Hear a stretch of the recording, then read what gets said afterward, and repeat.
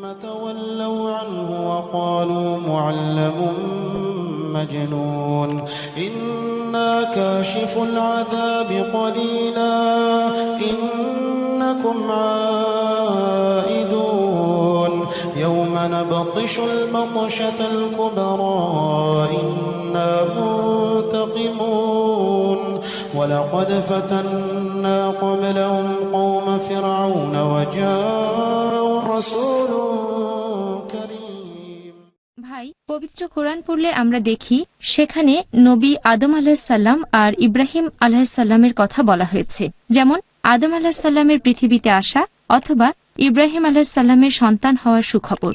এগুলো বলার উদ্দেশ্যটা আসলে কি? বোন প্রশ্ন করলেন যে পবিত্র কোরআনে নবী আদম আলাইহিসসালাম আর ইব্রাহিম আলাইহিসসালাম সম্পর্কে বিভিন্ন কথা বলা হয়েছে, এখানে উদ্দেশ্যটা কি?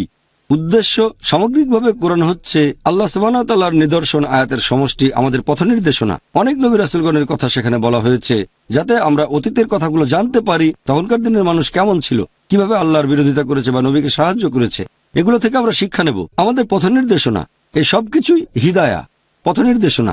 এই গল্পগুলো থেকে আমরা বুঝতে পারবো মুসলিম হিসেবে আমরা কিভাবে জীবনযাপন করব। পবিত্র কোরআন হচ্ছে মানুষ জাতির পথ নির্দেশনা, দেখিয়ে দেয় কিভাবে জীবনযাপন করব। গল্পগুলো থেকে আমরা শিক্ষা নেব। এখানে নবী রাসূলগণের অনেক গল্প বলা হয়েছে যাতে আমরা বুঝতে পারি কিভাবে জীবনযাপন করব। আশা করি উত্তরটা পেয়েছেন।